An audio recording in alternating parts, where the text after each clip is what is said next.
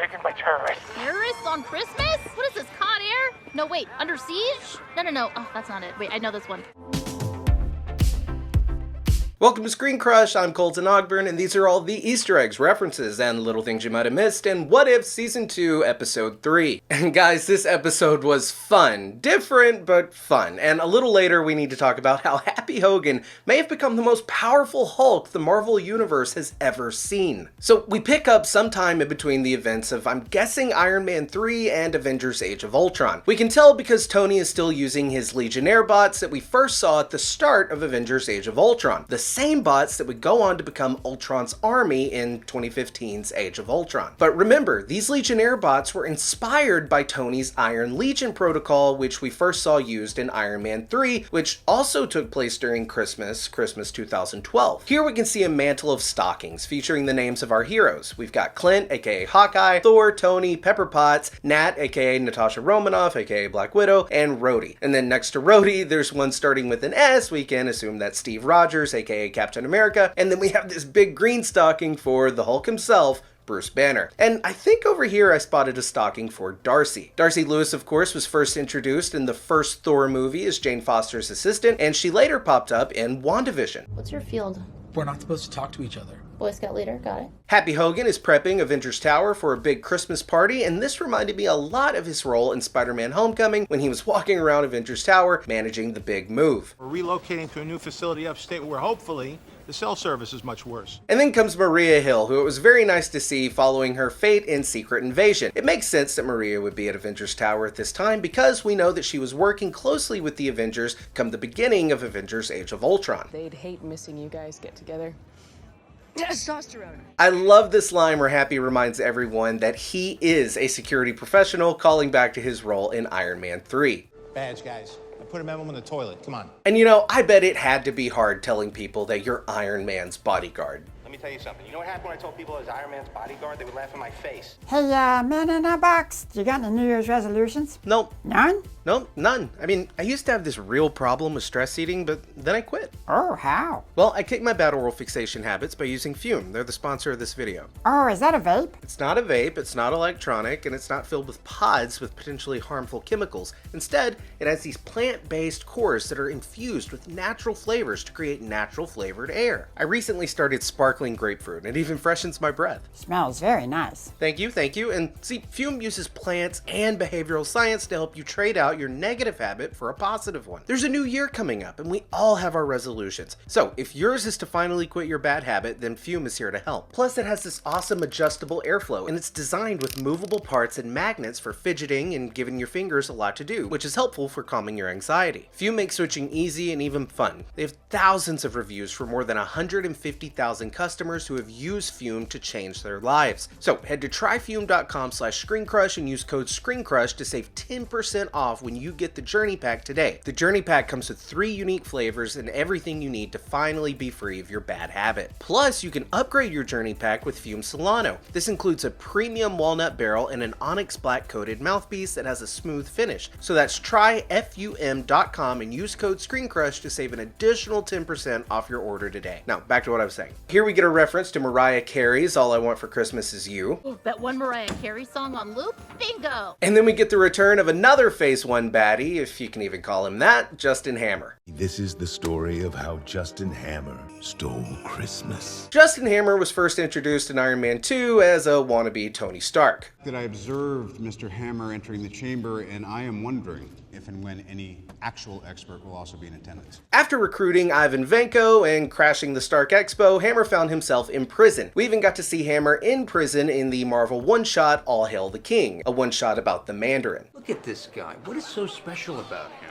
I mean, I had an army of robots. What's he got? He's got some dumb accent? Here we get some references to a Christmas classic, A Christmas Story. When I was 7 years old, I wanted a Red Ryder BB gun. Accidentally got my tongue stuck on a telephone pole. We heard mention of a Red Ryder BB gun, getting your tongue stuck to a pole, and my favorite, You'll shoot your eye out, kid. I didn't get the BB gun that Christmas. Do you know why? You'll recognize on this level of Avengers Tower the same bar we saw Natasha and Bruce having their flirty conversation in Age of Ultron. How'd a nice girl like you wind up working in a dump like this? And here we hear Hammer say to the Legionnaires, Knock 'em dead, Johnny Fives. This is a reference to the robot from the classic movie Short Circuit. Hello, bozos! And I think we should mention how much Justin Hammer is trying to act like Tony Stark here, with all the pop culture references and nonchalant attitude. This dude really doesn't have a personality of his own, and it shows. We find out next that Hammer is after Hulk blood, giving this episode a connection to the She-Hulk series, where a group of insecure men were also trying to obtain some Hulk blood.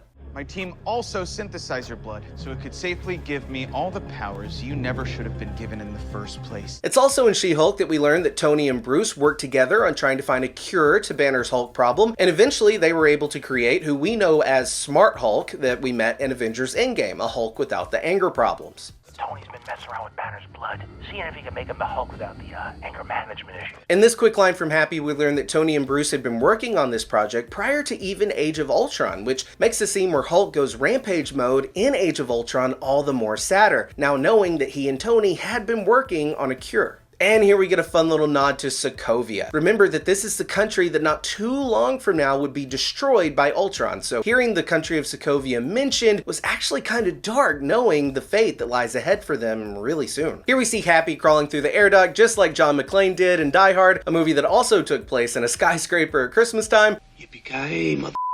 Let me know in the comments below, is Die Hard a Christmas movie? Just don't kill each other while you're down there, okay? Thanks. Here we get another example of Justin Hammer thinking he's cooler than he is by referring to himself as Tony Stark's greatest enemy.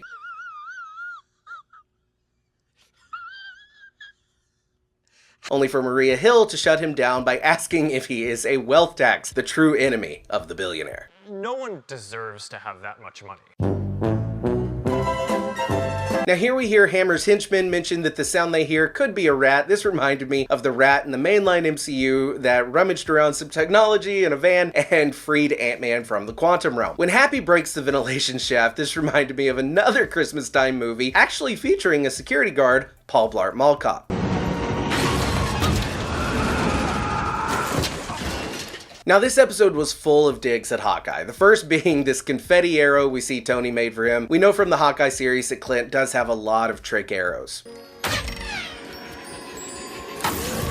But I loved how Happy asked if Hawkeye was doing birthday parties now, and don't worry, there are even more Hawkeye digs to come. So when Happy gets injected with the Hulk blood, he doesn't go green, he goes purple. Now this actually isn't the first purple Hulk we've ever seen. In the comics, Norman Osborn, aka the Green Goblin, was running an organization called Hammer. No connection to Justin Hammer, as far as I know. Osborn gets the ability to absorb the powers of any superhero that attacks him. So when Osborn is attacked in these comics by Red Hulk, we see him turn into a purple Hulk, a Hulk who also has the powers of many others like the Avengers, the Young Avengers, and even the Dark Avengers. So while we didn't see Happy Hogan absorbing any powers, I thought it was an interesting choice to make his Hulk purple, so maybe it's foreshadowing a Norman Osborn appearance later down the line in this season of What If. Now behind Happy here we can see a suit in a glass case. It's got a hint of purple to it, so maybe this is a Hawkeye suit, or it's the suit that we see Hulk wearing in Avengers Endgame. In this office we can see an I Love LA mug that I'm guessing probably belongs to either Tony or Pepper, considering that they live in Malibu, California, which is just west of Los Angeles.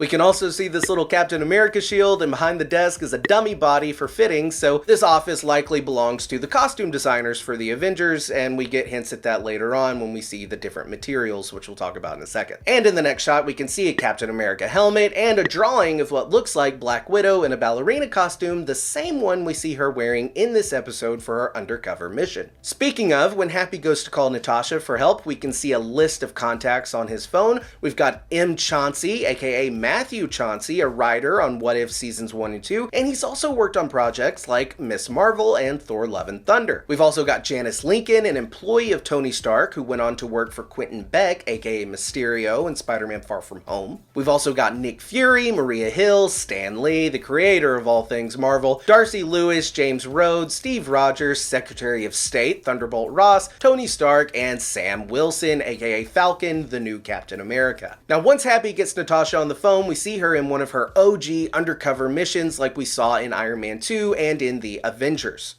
We need you to come in. Are you kidding? I'm working. The ballerina costume is also a callback to Natasha's time training to become a Black Widow in the flashbacks we saw in Avengers Age of Ultron. You'll break them.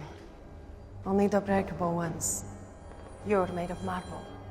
When Happy calls Tony, we hear Tony refer to Cap's shield as a patriotic frisbee, just like we heard Ultron call it a frisbee here. The most versatile substance on the planet. And they used it to make a frisbee.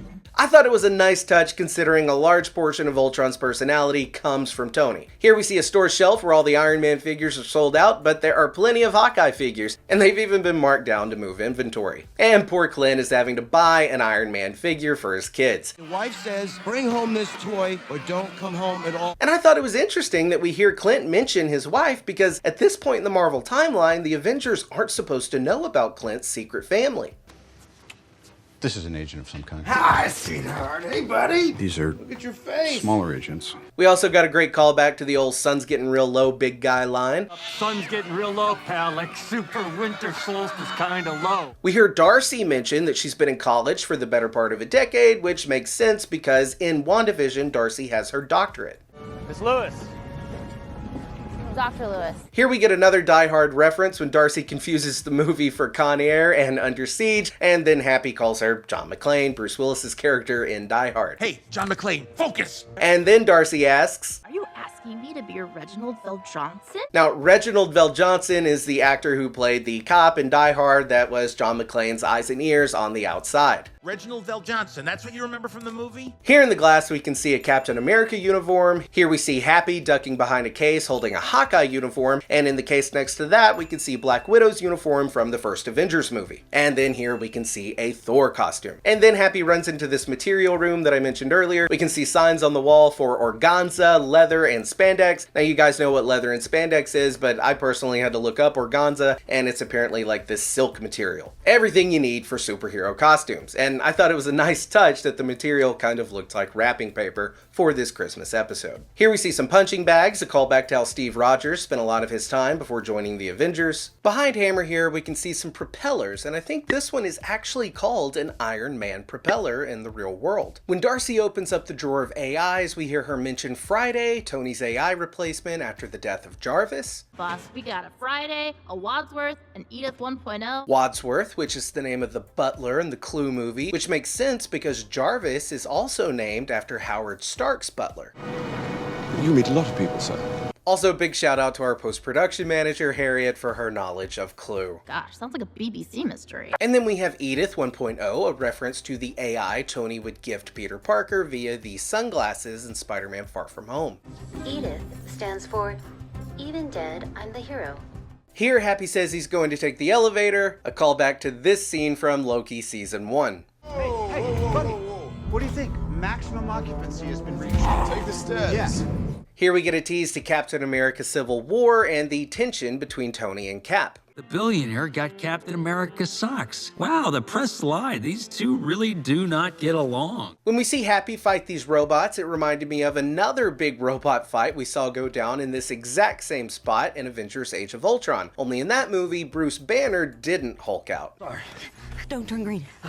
Here we see the robots' oil flinging everywhere, just like how in Multiverse of Madness we saw Wanda covered in the Ultron bot's oil, but it was totally meant to look like blood, but the oil gave them a way to do it and keep the movie PG-13, just like how in Samurai Jack they had him fight these robots and oil spewed everywhere like blood. We then get a reference to Hulk Hogan that just had to be made. I mean, when you've got Happy Hogan as a Hulk, it couldn't be avoided. Oh, famous last words, Hulk Hogan. 20,000 leagues under the sea is a nice place to deposit somebody, brother. And then in comes the Hulkbuster, which we first saw in Avengers Age of Ultron. Hammer is now in the Hulkbuster and does some repetitive punches to Happy, just like we saw Tony do when he fought the Hulk in Age of Ultron. Go to sleep, go to sleep, go to sleep. Here we meet the AI Darcy chose is a German AI named Werner, which could be a reference to the Agents of S.H.I.E.L.D. character Werner von Strucker, the son of Baron Strucker, who we also met in Avengers Age of Ultron. No surrender! No surrender! I'm going to surrender.